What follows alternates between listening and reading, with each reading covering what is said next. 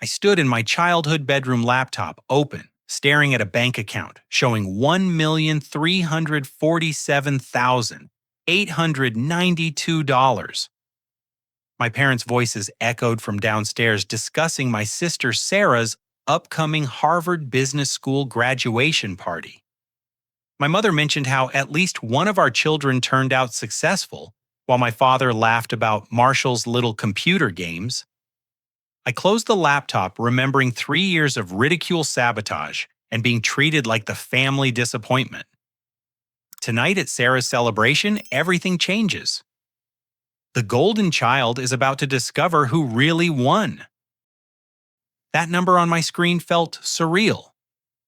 But the journey to get there started 3 years ago when I was 25 and working a dead-end job at Tech World Electronics in suburban Columbus, Ohio.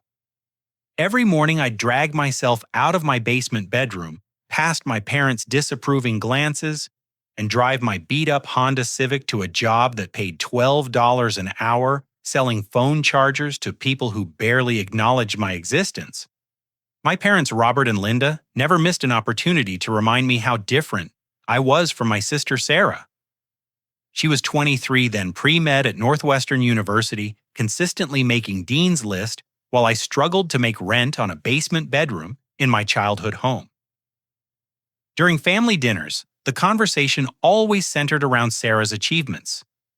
Her organic chemistry grade, her volunteer work at the hospital, her acceptance into prestigious study abroad programs.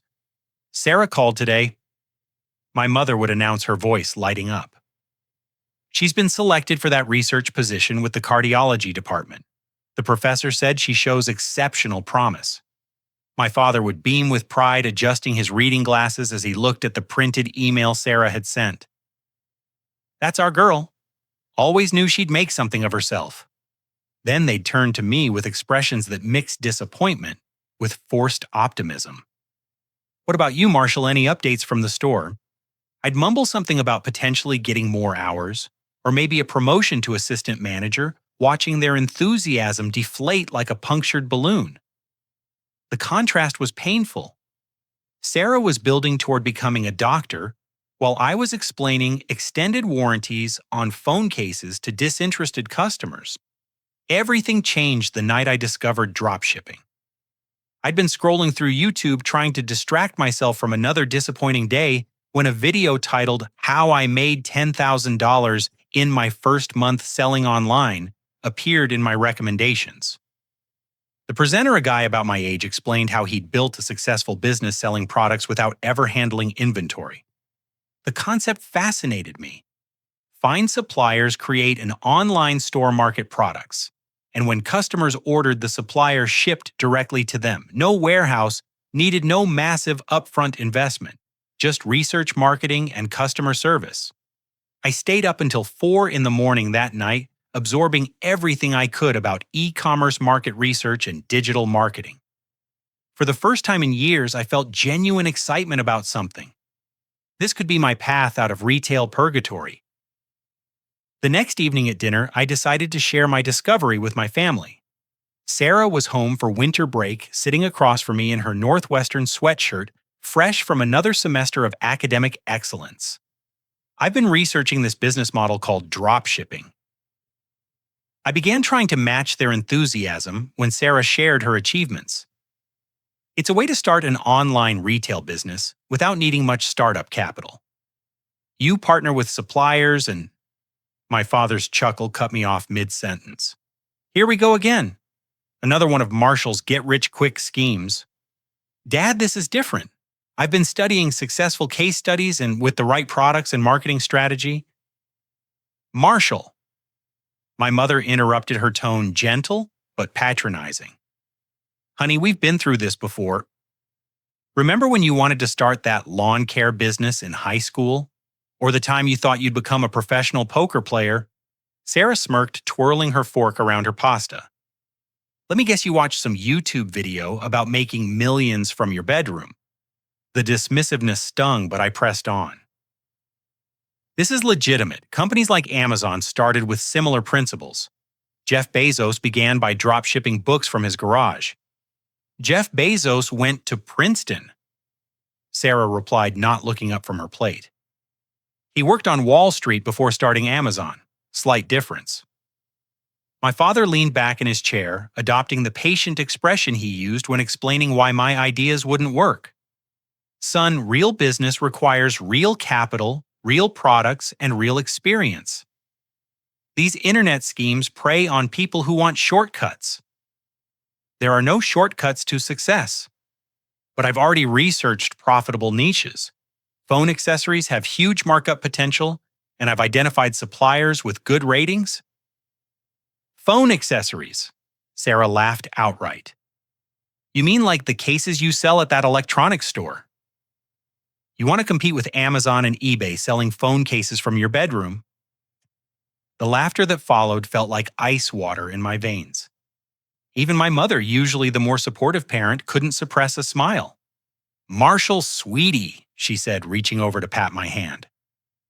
We appreciate your ambition, but maybe focus on advancing at your current job. There might be management opportunities there. That night, I lay awake in my basement bedroom, staring at the exposed ceiling pipes and listening to my parents' muffled television upstairs. Their rejection hurt, but it also fueled something inside me. Maybe they were right about my previous ideas being half-baked, but this felt different. This felt possible. Over the next 2 weeks, I spent every free moment researching. I studied successful dropshipping stores, analyzed product trends, and learned about search engine optimization. I discovered that phone accessories, despite my family's mockery, actually represented $1 billion market with room for small players who focused on customer service and niche products. I used my first paycheck of the new year to purchase a domain name and basic e-commerce platform subscription. In the corner of my basement bedroom between my old weight bench and a stack of childhood comic books, I set up what would become Marshall's mobile gear. The first product I listed was a protective case for the newly released iPhone model, sourced from a supplier I'd vetted through multiple channels. The markup was reasonable, the shipping time acceptable, and the product quality good based on sample orders I'd placed. My first sale came on a Tuesday evening while I was upstairs having dinner with my parents. My phone buzzed with a notification. New order received, $29.99. I excused myself and ran to my room, staring at the order confirmation with disbelief. Someone I'd never met had trusted my store enough to make a purchase. The profit margin was $12.50, which seemed enormous at the time. Over the next month, sales trickled in slowly. $5 one day, $37 the next, sometimes nothing. But by the end of January, I'd made a total of $214 in profit. It wasn't life-changing money, but it proved the concept worked. I decided to share this milestone during a family dinner in early February. Sarah was home again for a long weekend, and I thought surely they'd be impressed by actual results. Remember that online business I mentioned? I said as my mother served her famous pot roast. I've been operating for a month now, and I've made over $200 in profit. The reaction wasn't what I'd hoped for. $200, my father repeated, setting down his fork. Marshall, that's lunch money, not a business. But it's growing, I insisted. Last week I made $50 in a single day. Sarah looked up from her phone, where she'd been texting her boyfriend Derek, a medical student at Johns Hopkins. Wait, you made $50 and think you're an entrepreneur? I make more than that in tips during a 4-hour shift at the campus coffee shop. It's about the potential, I explained. This proves the model works. Now I can scale up, add more products, improve my marketing. Marshall, my mother said with a sigh. We're proud that you're trying, but don't you think your energy would be better spent pursuing advancement at Tech World? Mr. Henderson has been there 15 years and just bought a nice house. The comparison to Mr. Henderson, my manager who spent his days arguing with customers about return policies, felt particularly cutting. Or, Sarah added, you could consider going back to school. Community college has some decent business programs. Learn some actual skills instead of playing around with websites. That evening, after Sarah had returned to her life of academic success, and my parents had settled into their evening routine of television and wine. I sat in my basement corner, surrounded by the humble beginnings of my business. The space was cramped, wedged between holiday decorations and old furniture, but it was mine. I opened my laptop and checked the day's statistics. 3 orders totaling $87 in revenue. Not spectacular, but consistent growth from the previous week. As I processed the orders and sent confirmation emails to my customers, I made a decision. My family's support would have been nice, but it wasn't necessary. I'd prove myself through results, not words. What I didn't know was that my father had been watching from the basement stairs, observing my little hobby with growing irritation. The next morning, while I was at work, he made a phone call to our internet provider that would soon turn my challenging journey into something much more difficult. The foundation of pain was being laid brick by brick, but so was my determination to succeed despite it all. 3 weeks later, I discovered the first real obstacle my family had placed in my path. I'd just gotten home from my shift at Tech World when I tried to log into my business dashboard to process the day's orders. The internet connection had mysteriously vanished. "Dad, I called upstairs. Is the Wi-Fi down?" "Oh, that," he replied from his recliner, not looking away from the evening news. "I called Comcast and downgraded our plan. Your streaming and business stuff was using too much bandwidth. Our bill jumped $30 last month." My stomach dropped. "But I have 6 orders waiting to be processed. These customers are expecting tracking numbers tonight." "Marshall," my mother chimed in from the kitchen, "maybe this is a sign you should focus on more realistic goals. That internet hobby is costing us money we don't have." I felt the blood drain from my face as I realized what was happening. My business depended entirely on internet access for everything: order processing, customer communication, supplier coordination. Without it, I couldn't fulfill orders, which meant negative reviews, which meant business death. "Can we upgrade back?" I asked, trying to keep desperation out of my voice. "Not until next month," my father said firmly. "Comcast has a policy about plan changes. Besides, this will give you time to think about whether this internet thing is really worth it." That night, I drove to a coffee shop with Wi-Fi and used my phone's mobile data to send frantic emails to customers explaining a temporary technical issue with order processing. I spent $47 of my business profit on additional mobile data just to maintain basic operations. The next morning, I had 3 negative reviews and 2 refund requests. Customers didn't care about my technical problems. They wanted their products or their money back. My carefully built rating of 4.8 stars dropped to 4.1 overnight. But I refused to give up.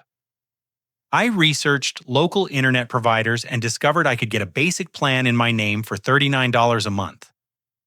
It would eat into my profits significantly, but it was survival. When I told my father about getting separate internet, his reaction surprised me with its intensity. "You're going to get your own internet plan?" he asked, his voice rising. "To run some fantasy business from our basement?" "Dad, it's not fantasy. I made $412 last month." $400, he repeated, shaking his head. "Marshall, do you know what real work looks like? I've been at the county highway department for 22 years. I get up at 6 every morning, work 8 hours maintaining roads in all weather, and come home exhausted. That's how you build a life, not playing with computers in a basement." My mother joined the conversation, her approach more subtle but equally discouraging. "Honey, your father and I are concerned that this online thing is becoming an obsession. You're spending all your free time on it, you barely talk to us anymore. And now you want to take on additional monthly expenses." "Because it's working," I insisted. "The growth is slow but consistent.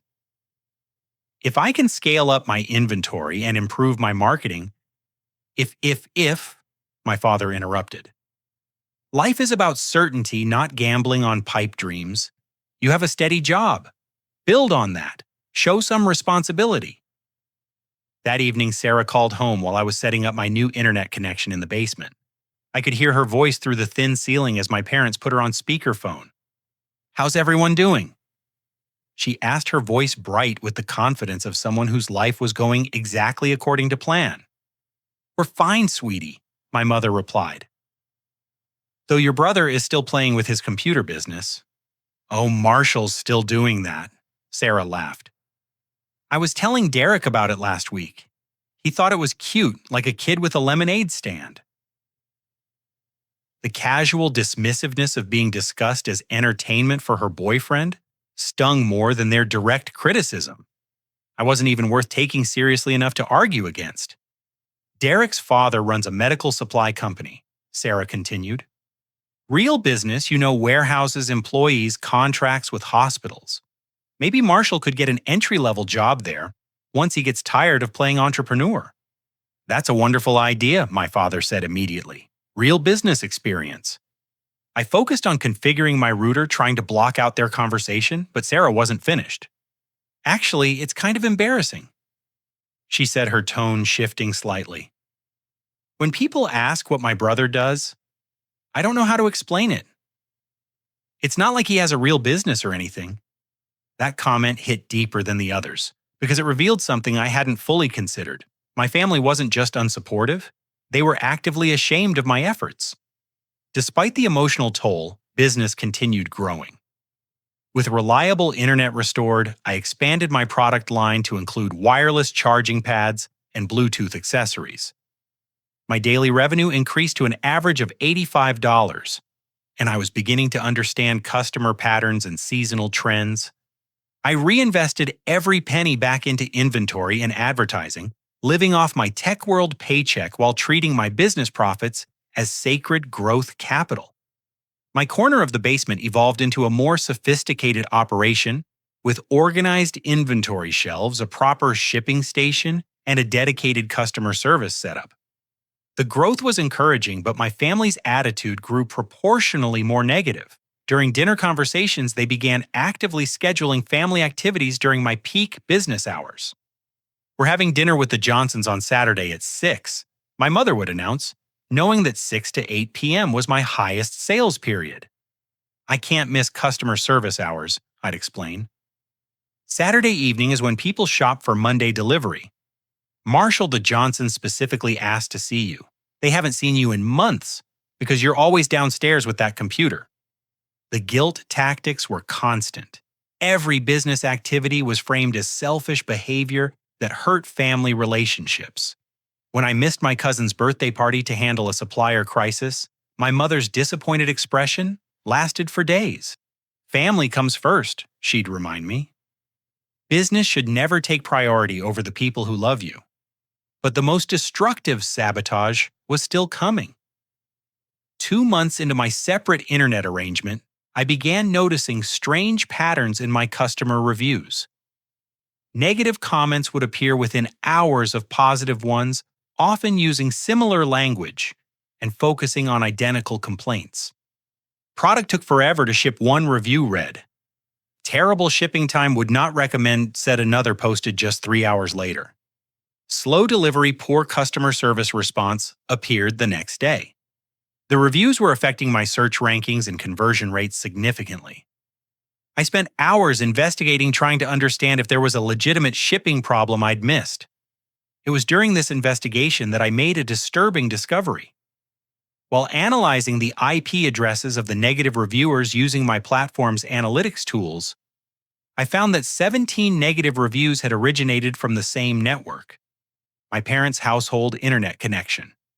My sister had been systematically creating fake accounts to destroy my online reputation. The realization hit me like a physical blow. This wasn't just lack of support or casual mockery. This was deliberate sabotage designed to make my business fail. I traced the review patterns and found they aligned perfectly with Sarah's visits home. Every weekend she came back from Northwestern, my ratings would suffer mysterious drops.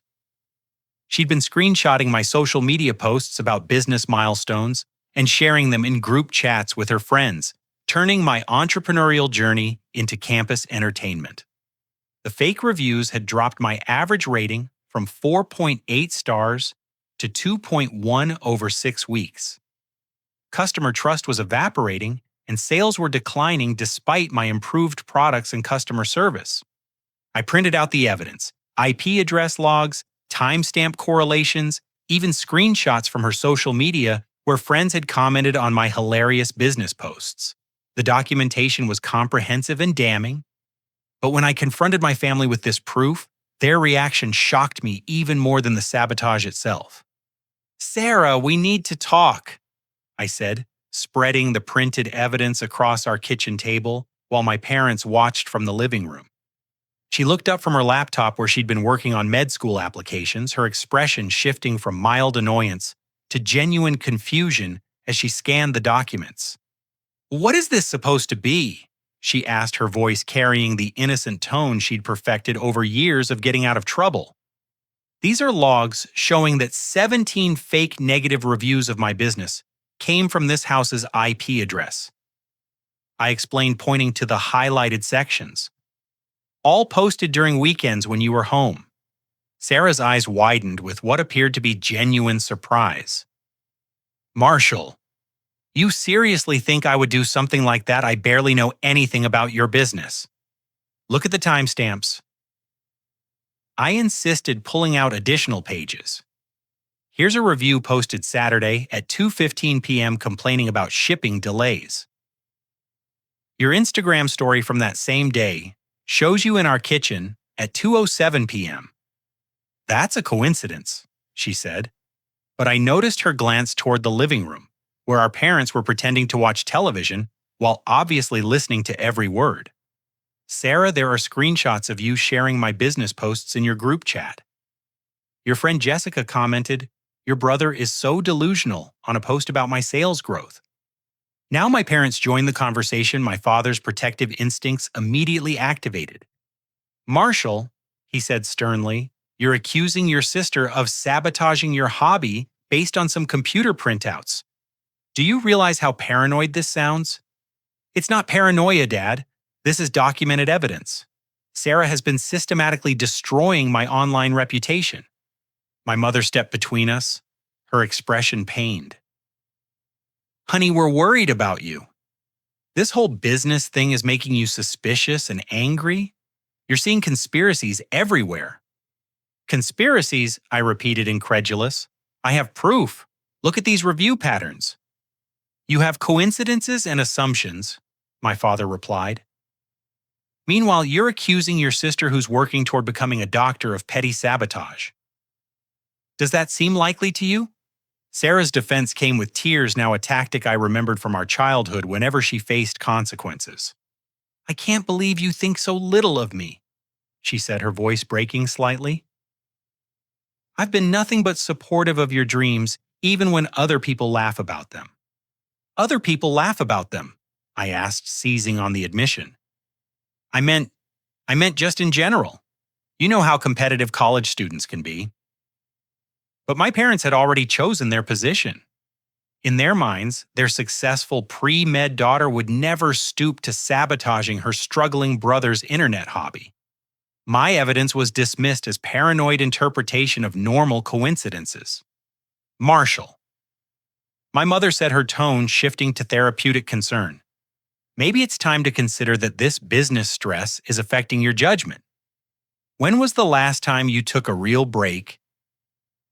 The conversation continued for another hour, but the outcome was predetermined. My family had decided I was becoming obsessive and paranoid, while Sarah's tears and denials were accepted without question. That night, I heard them talking in the living room after they thought I'd gone to bed. "I'm really worried about him," my mother's voice carried down the basement stairs. "This whole thing has gotten out of hand," my father agreed. "He's working all hours living in fantasy land, and now he's making accusations against Sarah." "Maybe we should set some boundaries," my mother suggested, "for his own good." "What kind of boundaries?" "I don't know. Limit his computer time, encourage him to see someone, a therapist, or a career counselor, someone to help him see that this isn't a real path forward." Their conversation revealed the depth of their misunderstanding. They genuinely believed my business was a delusion that needed intervention, rather than a legitimate enterprise that needed support. But the sabotage was about to get worse. 3 days after our confrontation, I discovered that my business mail was disappearing. Important documents from suppliers, tax notices from the state revenue department, and contract updates were vanishing before I could see them. "Mom, have you seen any business mail for me?" I asked during breakfast. "Business mail," she replied, not looking up from her morning crossword puzzle. "What kind of business mail?" "Legal documents, tax forms, supplier contracts. They should be coming to this address." "Oh, those official-looking envelopes, I've been putting them in the recycling. I thought they were just more junk mail for your hobby." My blood turned cold. "You've been throwing away my business mail." "Honey, our mailbox gets so much junk. I can't keep every random envelope that might be related to your computer thing." "Mom, those aren't random envelopes. They're legal documents. Some of them are time-sensitive." My father looked up from his morning paper with irritation.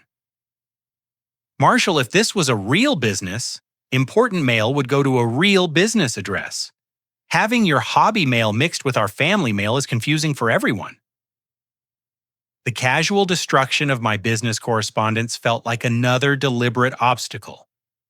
Whether intentional or not, my family was systematically undermining every aspect of my operation. But the personal betrayals were even harder to handle than the business sabotage.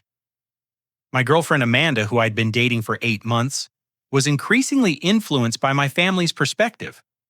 "Your parents are really concerned about you," she said during what would become our final dinner together. "They think you're becoming obsessed with this internet thing. Obsessed I'm building a business. Marshall, you work retail during the day and then spend every evening on your computer. When's the last time we went to a movie or just hung out without you checking your phone for orders?" She had a point about my schedule, but her conclusion stung. "This is temporary. Once the business is more established, I'll have more flexibility." "That's what you said 3 months ago and 6 months ago. Your family thinks you're chasing an impossible dream instead of building a real life. Since when do you discuss my career choices with my parents?" "Since they love you and are worried about you." "Sarah thinks you should consider medical device sales. Derek's family has connections in that industry." The fact that my girlfriend was taking career advice about my life from my sister's boyfriend felt like a betrayal too deep to repair. "Amanda, this business made $1,100 last month. That's not fantasy money." $1,100 isn't a career, Marshall. It's a side hustle. Derek's father's company offers starting salaries of $60,000 plus benefits. Our relationship ended that night, but not before she delivered one final blow that revealed how completely my family had poisoned her opinion of my efforts. "Everyone who cares about you thinks you're wasting your potential," she said, as she gathered her things from my basement room. "Maybe it's time to listen to them."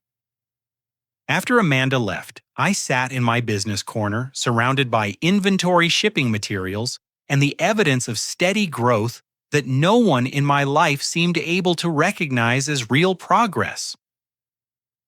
The loneliness was crushing, but it was about to get much worse. The next day, while searching for important business documents that might have survived my mother's cleaning, I discovered something hidden in the basement storage room that would explain everything about my family's behavior. While digging through old boxes in our basement storage room, looking for business documents my mother might have accidentally discarded, I knocked over a cardboard box labeled Tax Documents 1995-2010. Papers scattered across the concrete floor, and as I gathered them up, one folder caught my attention: Rob Linda Landscaping LLC. Inside were business loan applications, rejection letters, and financial records for a company I'd never heard my parents mention. My father's signature was on incorporation papers dated 15 years ago, listing him as president of a landscaping business that apparently never got off the ground. The rejection letters were brutal. Insufficient collateral. Inadequate business experience. Projected cash flow unrealistic. Bank after bank had turned down their loan applications, and the final document was a dissolution notice filed after 6 months of failed attempts to secure funding. This discovery hit me like lightning.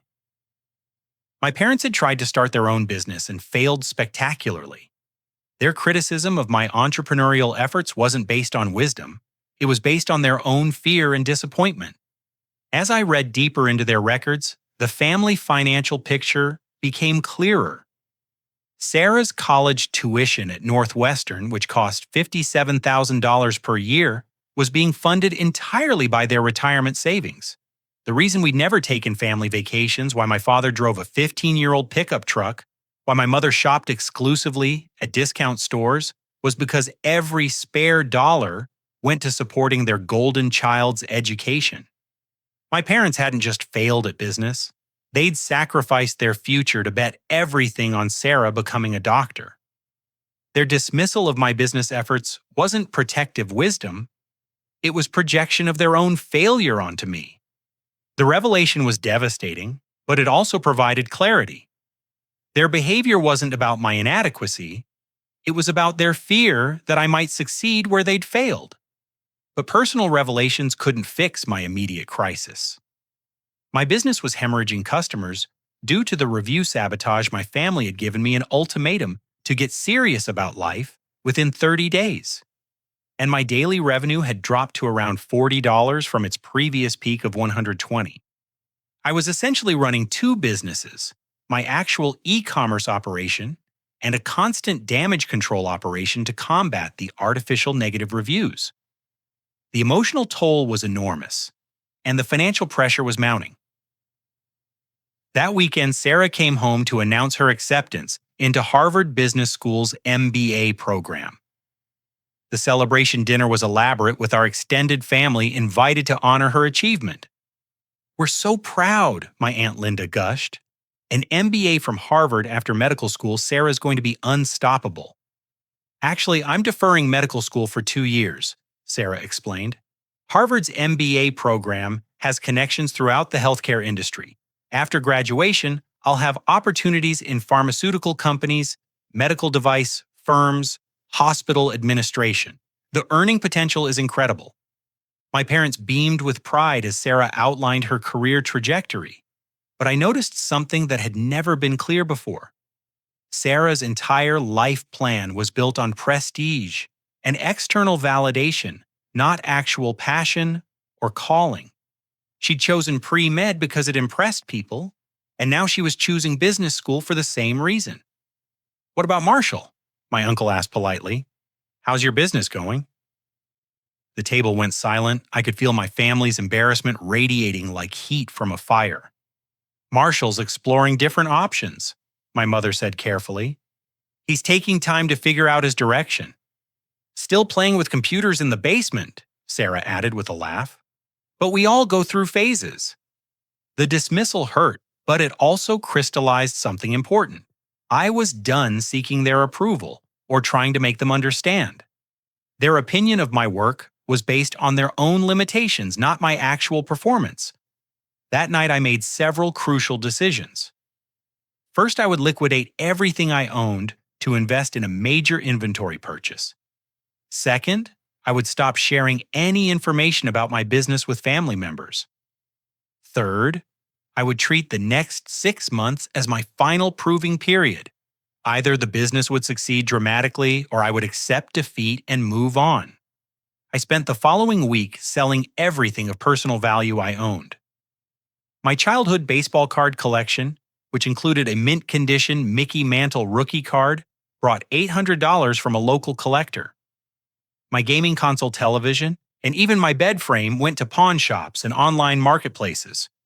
Within 10 days, I'd raised $2,300 in liquidation proceeds. Combined with my business savings, I had $3,700 to invest in what would either be my breakthrough moment or my final attempt.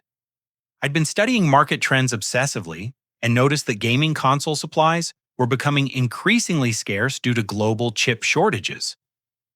The new PlayStation and Xbox models were selling out immediately, but more importantly, the accessories, controllers, headsets, charging stations, were becoming extremely difficult to find. Using my available capital, I pre-ordered as much gaming inventory as possible from 3 different suppliers. It was a massive risk that would either multiply my money or wipe me out completely. While waiting for my inventory to arrive, I focused on rebuilding my online reputation.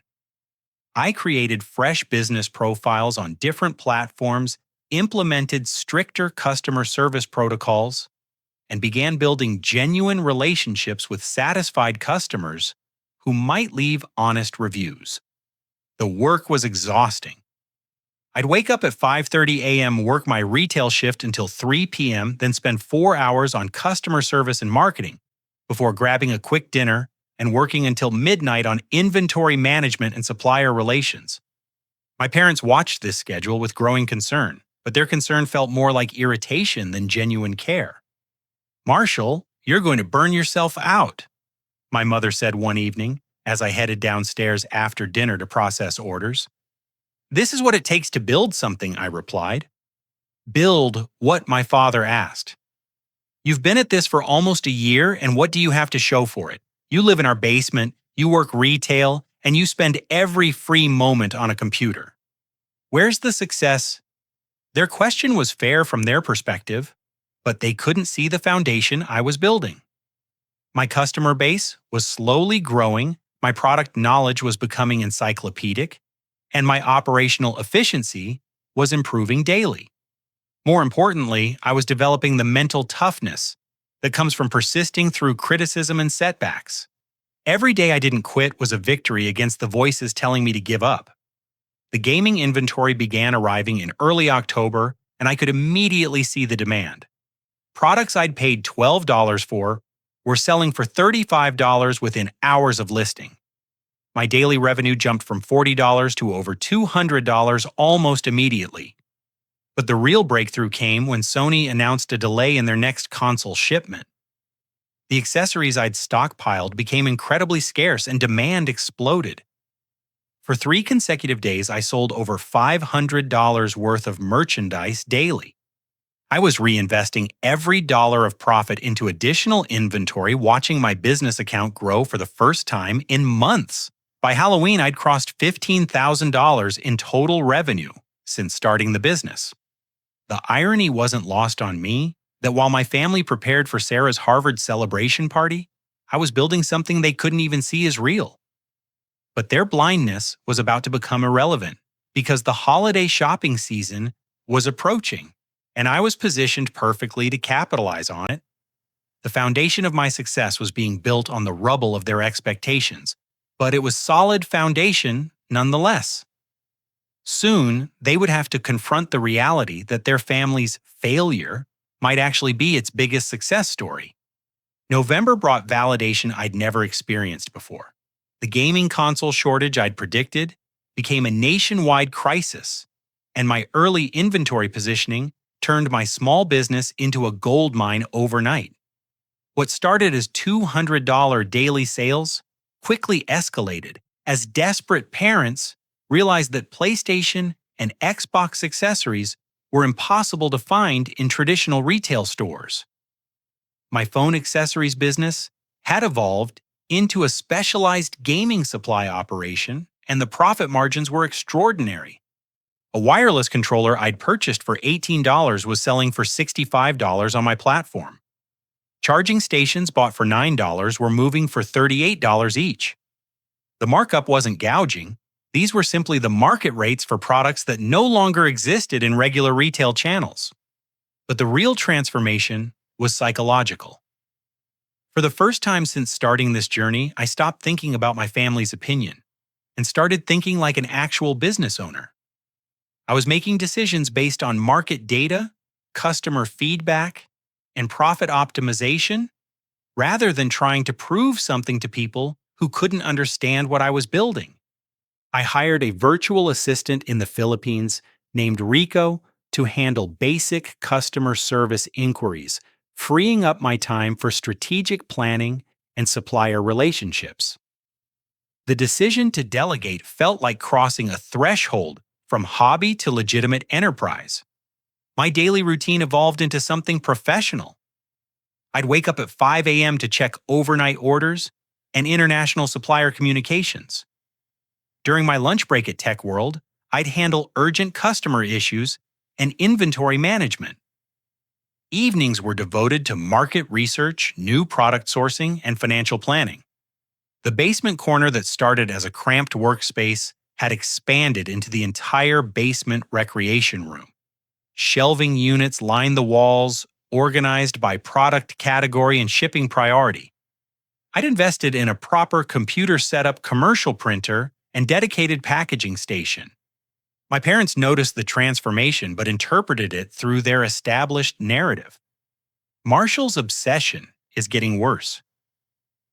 I overheard my mother tell my aunt during a phone conversation. He's turned our entire basement into some kind of warehouse. We can barely use our own recreation room. But the numbers were becoming impossible to ignore. By mid-November, I was consistently generating over $800 in daily revenue. My profit margins averaged 43%, meaning I was keeping around $350 daily after product costs and platform fees. The breakthrough moment came on November 22nd, 3 days before Thanksgiving. Sony had announced another production delay, and Microsoft followed with similar news about Xbox supply chains. Gaming accessories became so scarce that my competitors were selling out within hours of restocking.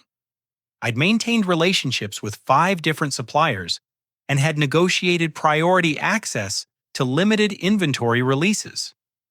While other sellers scrambled to find products, I received advance notification of availability and could secure stock before general announcements.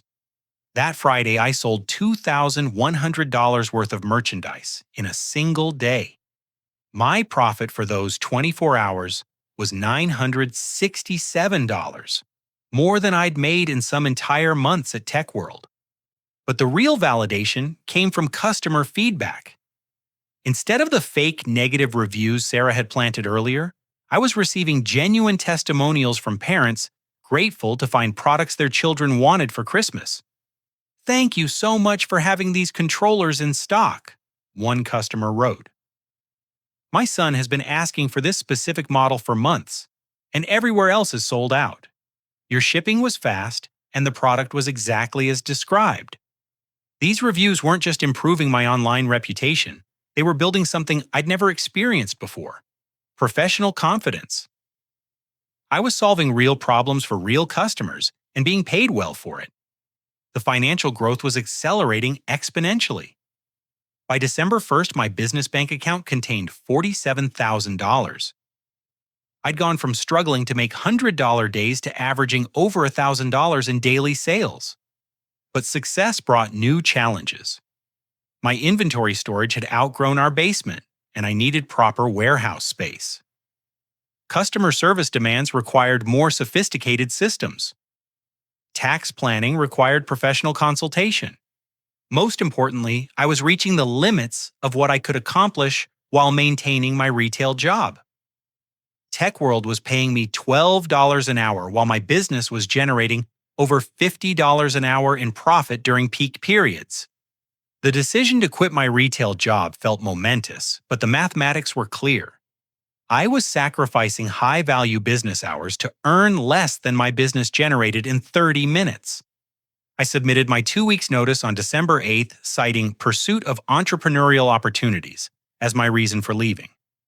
My manager seemed genuinely puzzled. "Marshall, you've been reliable here for 2 years. Are you sure about this internet business thing? Retail experience is valuable, and there's talk of promoting you to assistant manager next year." Assistant manager at Tech World would have meant $15 an hour and responsibility for inventory management. My business was generating more profit in an hour than assistant manager's salary provided in a day. "I appreciate the opportunity," I told him, "but I need to focus on growing my business." The conversation felt surreal because I was explaining my departure to someone who made $52,000 annually, while I'd made more than that in the past 6 weeks alone. My parents' reaction to my resignation was predictably negative. "You quit your job?" my father asked, his voice rising. "Marshall, that was steady income with benefits. What if this computer thing doesn't work out?"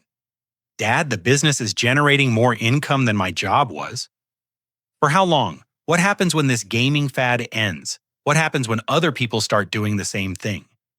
Their questions were reasonable, but they reflected a fundamental misunderstanding of what I'd built. This wasn't a temporary trend I was riding.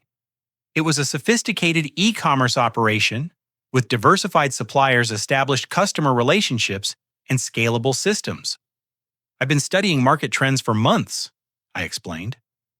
The supply shortage will likely continue through next year, and I'm positioned to serve customers who can't find products elsewhere. Positioned, my mother repeated. Honey, you're gambling with your future based on some computer predictions. But their skepticism felt less important now because I had objective validation of my progress. Bank statements, customer reviews, and supplier contracts provided concrete evidence that my gambling was actually strategic business development. The real test came on December 15th when I received an email that would define the trajectory of everything I'd built. GameTech Distribution. A major gaming accessory wholesaler had noticed my sales volume and wanted to discuss an exclusive supplier relationship. Their proposal included priority access to all new product releases volume, discounts, up to 30% below my current supplier costs and marketing co-op opportunities. More importantly, they offered to purchase my entire customer database and business model for $200,000 upfront, plus ongoing royalties on products sold through my established channels. The offer was tempting because it represented immediate financial validation, but I realized it also represented a choice between quick cash and long-term wealth building. As I sat in my basement office surrounded by the inventory and systems I'd built, despite constant family discouragement, the decision became clear. $200,000 was life-changing money. But the business I'd created was generating more than that annually and growing rapidly. I declined the buyout offer and negotiated a supplier partnership instead. GameTech would provide exclusive access to their inventory in exchange for guaranteed minimum orders and marketing cooperation. The partnership agreement arrived via email on December 18th. Reading through the terms, I realized I'd crossed another threshold, from small business operator to legitimate commercial partner with a major industry supplier. That evening, as my family discussed Sarah's upcoming graduation party and my expected departure from their basement, I checked my business account balance, $679,000. The number felt abstract because it represented such a dramatic change from my financial reality just months earlier. But it also felt earned because every dollar came from solving genuine customer problems through persistent effort and strategic decision-making. 3 days before Sarah's graduation party, my biggest sales day ever generated $43,000 in revenue, as gaming shortages peaked during the holiday shopping rush. My profit for that single day was $19,800. As I processed those orders and coordinated with suppliers, I realized that my family's upcoming celebration of Sarah's academic achievements would provide the perfect moment to reveal the reality of what I'd actually built. But revenge wasn't my motivation anymore.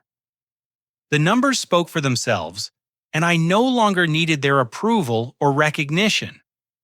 Success had become its own reward, independent of their opinion or understanding.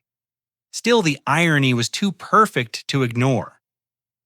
While they planned to celebrate their golden child's graduation and discuss my need to grow up and get serious, I would arrive at that party with a net worth exceeding $1.3 million. The transformation was complete, but the revelation was still to come. December 21st marked exactly 1 year since I'd made my first dropshipping sale, and the contrast between then and now felt like 2 different lifetimes. 12 months ago, I'd celebrated making $12.50 in profit. This morning, I woke up to overnight sales totaling $37,000. My business had evolved far beyond the simple phone accessories operation my family continued to mock. GameTech Distribution's exclusive partnership had opened doors to pre-release products, limited edition items, and wholesale pricing that my competitors couldn't access. I wasn't just selling gaming accessories anymore. I was essentially running a specialized distribution network for products that traditional retail couldn't keep in stock. The workspace that started in my basement corner had expanded into a rented warehouse space 20 minutes from our house. The 1,200 square foot facility housed organized inventory worth over $200,000, professional shipping equipment, and a customer service center staffed by 3 part-time employees. My team now included Rico in the Philippines, handling overnight customer service, Jennifer and Marcus locally managing shipping and inventory, and an accountant named Dave who specialized in e-commerce tax planning. The business had become sophisticated enough to require actual human resources management. But my family remained completely unaware of this transformation. To them, I was still the unemployed son playing with computers in their basement, living off savings from my retail job while pursuing impossible dreams. Marshall needs to find real work soon. I overheard my mother telling our neighbor, Mrs. Patterson, "This internet phase has gone on long enough and we can't support him indefinitely." The conversation was happening in our driveway while I loaded shipment boxes into my Honda Civic, which I'd kept specifically because it reinforced their assumptions about my financial situation. My actual business vehicle was a leased cargo van parked at the warehouse, but they'd never seen it. "What kind of work is he looking for?" Mrs. Patterson asked politely. "Something stable," my father chimed in from the garage. "Retail management, maybe office work. He has computer skills, so maybe data entry or tech support. Something with benefits and advancement potential." Their career recommendations for me would have paid between $28,000 and $35,000 annually. Last month alone, my business had generated more profit than those entire yearly salaries. The psychological shift from seeking their approval to feeling genuine pity for their misunderstanding had happened gradually, but it was now complete. They weren't bad people, but their worldview was so limited that they literally couldn't perceive the business I'd built even when evidence surrounded them daily. Sarah's graduation party planning had consumed their attention for months. They'd reserved the country club, hired caterers, and invited over 200 guests to celebrate her Harvard MBA acceptance and transition from medical school. The event was costing them nearly $15,000, money borrowed from my mother's brother, because their savings had been depleted by Sarah's education expenses. "This party represents everything we've worked for," my mother explained to my aunt during one of many planning calls. "Sarah's success justifies all the sacrifices we've made as a family." The emphasis on justification revealed something sad about their perspective. They needed Sarah's achievements to validate their own life choices, which meant my lack of traditional success felt like a personal failure on their part. But Sarah's success was also built on a foundation they couldn't sustain much longer. Her Harvard MBA program would cost $190,000 over 2 years, and they'd already exhausted their retirement accounts funding her undergraduate and medical school expenses. During one particularly heated family discussion about finances, the truth emerged more clearly than ever before. "We've invested everything in Sarah's education," my father said bluntly. "She's going to be earning high 6 figures within 5 years of graduation. That's how families build wealth, through education and professional achievement." "What about Marshall?" my aunt had asked during that conversation. "Marshall will figure something out," my mother replied with resignation. "We can't carry both children indefinitely." Their plan was simple: bet everything on Sarah becoming successful enough to eventually support them in retirement, while assuming I'd somehow become self-sufficient through entry-level employment. The irony was devastating, because I was already generating enough income to solve their financial problems, but they couldn't see it. Their mental model of success was so rigid that they'd rather borrow money for Sarah's party than acknowledge that their failed son might actually be their most successful investment. Meanwhile, my business continued accelerating. The gaming supply shortage had created a market environment where customers were willing to pay premium prices for reliable access to products they couldn't find elsewhere.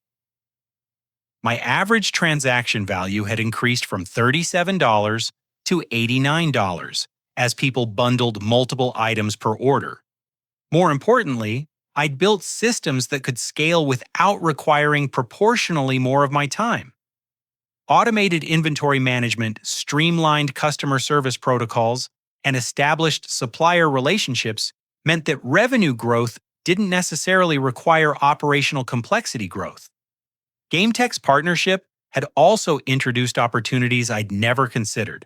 They were launching a new gaming console accessory line in January and wanted me to serve as their primary online distribution partner.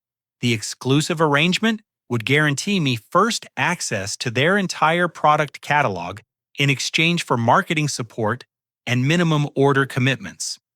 The partnership agreement included profit projections that seemed almost fictional. Based on their market research and my existing customer base, they estimated I could generate between $2 and $3 million in annual revenue through their product lines alone. But the real validation came from industry recognition. Gaming Business Magazine had contacted me for an interview about emerging e-commerce success stories in the gaming accessories market. The article would feature my business alongside companies with 20 and 30 employees. "We're particularly interested in your customer service approach," the reporter had explained. "Your ratings are consistently higher than competitors with much larger operations. What's your secret?" The secret was simple. I treated every customer interaction as an opportunity to build long-term relationship value rather than maximize short-term transaction profit. When customers had problems, I solved them quickly and generously. When products were backordered, I communicated proactively and offered alternatives. This approach cost money in the short term, but generated customer loyalty that translated into repeat business positive reviews and referral sales. My customer lifetime value averaged $237, which meant that even expensive customer service investments paid for themselves quickly. But explaining sophisticated business strategies to my family felt pointless when they couldn't even acknowledge that I was running a legitimate operation. 3 days before Sarah's graduation party, I achieved the milestone I'd been working toward for months. My total net worth crossed $1,300,000. The number represented 18 months of persistent effort, strategic decision-making, and emotional resilience in the face of constant discouragement. But it also represented independence from anyone else's opinion about my life choices or potential. That evening, while my family discussed final party preparations and Derek's arrival from medical school, I sat in my warehouse office reviewing the business metrics that had brought me to this point. Revenue growth had been exponential: $3,000 in month 1, $12,000 in month 6, $47,000 in month 12, and $138,000 in month 18. Profit margins had stabilized around 42%, meaning my monthly take-home income was approximately $58,000. But the psychological transformation was even more dramatic than the financial one. I'd evolved from someone who needed external validation to someone who trusted his own judgment, from someone who feared failure to someone who viewed setbacks as learning opportunities, from someone who sought approval to someone who created value independently. Tomorrow was Sarah's graduation party, where my parents would celebrate their golden child's achievements while introducing me to guests as their son who's still figuring things out. But I wasn't angry anymore. I was curious to see their reaction when they discovered who had actually figured things out first. The revelation would be interesting, but it was no longer necessary for my own sense of accomplishment. Success had become its own reward, independent of recognition or approval from anyone else. Still, the timing was too perfect to resist. After 18 months of being treated as the family disappointment, I would attend Sarah's celebration of academic achievement with a business portfolio worth more than most people accumulated in entire careers. The golden child was about to discover that true success isn't measured by degrees or prestige, but by the ability to create value in the real world. And that lesson was about to be delivered at her own graduation party. The Westbrook Country Club looked magnificent that Saturday evening, exactly as my parents had envisioned for Sarah's celebration. Crystal chandeliers, illuminated perfectly set tables, servers in black ties, circulated with champagne and hors d'oeuvres, and nearly 200 guests filled the ballroom to honor their golden child's Harvard MBA acceptance. I arrived wearing the same sport coat I'd worn to family events for the past 3 years, driving my beat-up Honda Civic and playing the role of the underachieving brother one final time. My parents greeted me with the familiar mixture of love and embarrassment they'd perfected over the past 18 months. "Marshall, you clean up nice," my mother said, straightening my tie with the concerned attention she'd give a troubled teenager. "Try to mingle tonight. Derek's parents are wonderful people, and his father might have some career suggestions for you." Sarah looked radiant in her graduation dress, surrounded by medical school classmates and Harvard MBA program friends who'd driven in for the celebration. Her achievements were real and impressive. She'd earned every accolade being celebrated tonight. The program began with my father's speech about sacrifice, perseverance, and the American dream. He spoke eloquently about Sarah's journey from small-town Ohio to Northwestern University to Harvard Business School, emphasizing how her success justified every sacrifice their family had made. "We taught our children that education opens doors that hard work alone cannot," he said, his voice carrying across the ballroom. "Tonight we celebrate not just Sarah's individual achievement, but the vindication of those values." The applause was enthusiastic, and I joined it genuinely.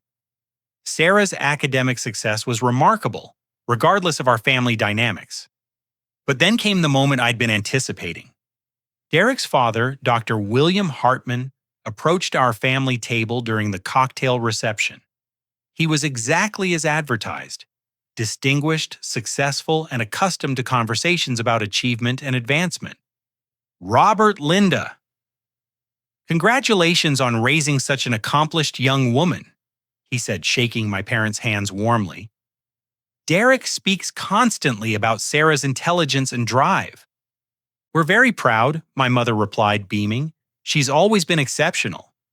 Dr. Hartman's attention turned to me with polite interest. "And Marshall, Derek mentioned you're exploring career options. What field are you considering?" The question hung in the air while my parents exchanged glances that communicated their shared embarrassment. This was the moment they dreaded, having to explain their unsuccessful son to Derek's successful family. "Marshall has been experimenting with different opportunities," my father said carefully. "He's interested in technology and business." Specifically, Dr. Hartman pressed with genuine curiosity. I could feel my family's tension rising as they anticipated my usual fumbling explanation about dropshipping and e-commerce. Sarah was watching from across the room, probably preparing to redirect the conversation if I started talking about my internet business. "I run a specialized e-commerce operation," I said simply. "Gaming accessories and electronics distribution." Dr. Hartman's expression shifted to professional interest. "E-commerce is fascinating. What kind of volume are you handling?" My parents looked confused by his serious tone. They'd expected polite dismissal, not follow-up questions. "Currently around 4 million annually." I replied, pulling out my phone to show him my business dashboard. "Though we're projecting significant growth next year with some new supplier partnerships." The silence at our table was profound. Sarah had stopped talking to her friends and was staring at me with an expression I'd never seen before. 4 million in annual revenue," Dr. Hartman repeated, his voice carrying across nearby tables. "That's impressive for a specialized market. What are your profit margins?" "Generally between 40 and 45%, I answered, swiping through screens showing real-time sales data. The gaming supply shortage has created favorable pricing conditions. My father's mouth was slightly open. My mother had set down her champagne glass and was studying my phone screen as if it might be displaying fake information. "Marshall," she said quietly, "what exactly are you showing us?" I turned the phone so our entire table could see the dashboard, current, month revenue profit margins, inventory levels, and today's sales totaling $31,000. "This is my business," I said simply. "The same one you've been calling my computer hobby for the past year and a half." Sarah approached our table, her composure cracking for the first time all evening. "Let me see that," she said, reaching for my phone. I handed it to her and watched her scroll through the financial summary, her face growing paler with each screen. When she reached the bank account balance showing $1,347,892, she actually gasped. "This can't be real," she whispered. "The state revenue department thinks it's real," I replied, showing her my quarterly tax payments. "I've paid more in taxes this year than most people make in salary." The conversation was attracting attention from nearby tables. Derek joined us, followed by several family friends who'd overheard fragments of our discussion. "Marshall," Derek said, his voice betraying genuine shock, "are you saying you're a millionaire?" "I'm saying I've built a successful business," I replied. "The same business my family has been encouraging me to abandon for 18 months. Dr. Hartman was studying my phone with the focused attention of someone who understood financial statements. "Marshall, this is remarkable. You've built a 7-figure enterprise while maintaining lean operations. What's your team size?" "7 employees currently," I answered. 3 full-time, 4 part-time. We operate out of a 1,200 square foot warehouse space." "Employees," my mother repeated faintly. "Marshall, you have employees?" "Mom, I've been trying to tell you about this business for over a year. You kept calling it a computer hobby." The revelation was spreading through the party as guests realized that the family's underachieving son was actually more successful than anyone had imagined. Conversations at other tables quieted as people strained to understand what was happening. Sarah's friends from medical school and Harvard approached hesitantly, their previous condescension replaced by bewildered curiosity. "Sarah always said you were struggling to find direction," one of them said carefully. "Sarah has been sabotaging my business reviews and telling people I live in my parents' basement," I replied calmly. She wasn't exactly a reliable source of information about my situation. The accusation hung in the air like smoke. Sarah's face flushed deep red as she realized that her months of mockery had just been exposed in front of her most important social and professional contacts. "That's not... I never..." she started, but her protest lacked conviction. "Sarah," Derek said quietly, "you told my parents that Marshall was unemployed and living at home because he couldn't find work." The conversation was becoming painful, but it was also necessary. 18 months of accumulated lies and dismissals needed to be addressed. "I've been offering to help this family financially for months," I continued. "I could have prevented the stress about Sarah's tuition costs, the borrowing from relatives, the worry about retirement savings. But you were all too invested in seeing me as a failure to notice I'd become successful."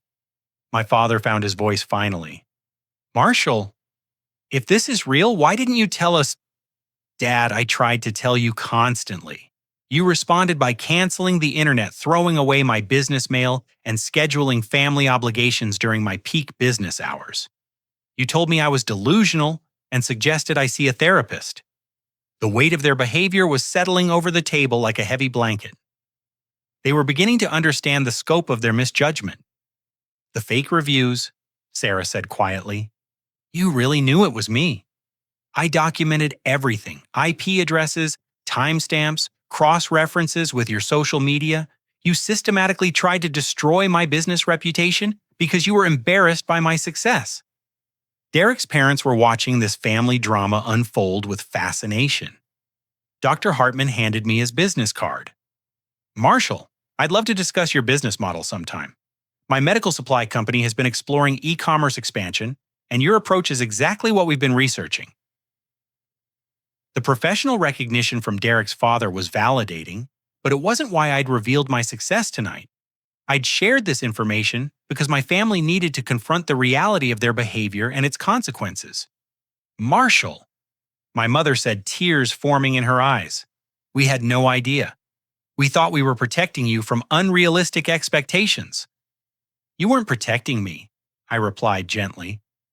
You were protecting yourselves from the possibility that I might succeed differently than you'd planned. The conversation continued for another hour as the full scope of the revelation sank in. My parents apologized repeatedly. Sarah acknowledged her sabotage and asked for business mentorship, and Derek admitted he'd judged me unfairly based on incomplete information. But the most important moment came when my father pulled me aside privately. Son, he said, his voice heavy with regret, I owe you an apology that goes beyond tonight. We failed you as parents because we couldn't see past our own fears and limitations. Dad, you didn't fail me. Your rejection taught me self-reliance and determination. I probably wouldn't have developed the resilience to build this business if you'd supported me from the beginning. The forgiveness was genuine because I'd realized something important during my journey's success that depends on external approval isn't really success at all. True achievement comes from creating value in the world and finding satisfaction in the work itself, regardless of recognition or understanding from others. As the evening wound down, my family's dynamic had fundamentally shifted. The hierarchy based on academic achievement and traditional career paths had been replaced by mutual respect and recognition of different forms of success. Sarah approached me before leaving. Marshall, I'm sorry about the reviews and the comments to my friends. I was threatened by your confidence and independence. Can you teach me about business? Sarah, you don't need me to teach you about business. You're smart enough to figure out your own path. But you do need to stop measuring your worth by comparing yourself to other people. The life lesson that emerged from this experience wasn't about revenge or vindication. It was about the importance of staying true to your vision, even when the people closest to you can't see it. Success isn't measured by external recognition, but by the value you create and the positive impact you have on the world. My parents learned that their fears about unconventional paths had blinded them to their son's actual achievements. Sarah learned that success built on putting others down is hollow and temporary. Derek learned not to judge people based on limited information. And I learned that forgiveness and understanding are more satisfying than anger and resentment. 6 months later, my business crossed the $2 million annual revenue mark. My parents have become my biggest supporters and frequently brag about my success to anyone who will listen. Sarah deferred her MBA program to launch her own business with my mentorship, and she's showing real entrepreneurial aptitude. The family that once saw me as their biggest disappointment now understands that unconventional paths can lead to extraordinary destinations. But more importantly, they've learned that love and support shouldn't be conditional on meeting predetermined expectations. True success means building something meaningful while staying true to your values, regardless of whether others can see the vision along the way. Sometimes the people who believe in you least are the ones who prepare you most for independent achievement. And sometimes the greatest gift your family can give you is the motivation to prove them wrong about your potential. What unconventional path have you considered pursuing but hesitated because others couldn't see the vision? Sometimes the biggest breakthroughs come from having the courage to believe in yourself when no one else does. If this story inspired you to think differently about your own potential, please like this video and subscribe for more stories about turning setbacks into comebacks. Share this with someone who needs to hear that their unusual dreams might be exactly what the world needs. And comment below about a time when proving others wrong led to your greatest success. Your story might inspire the next person who needs to hear it. Thanks for watching, and remember that your biggest critics might just be preparing you for your greatest triumph.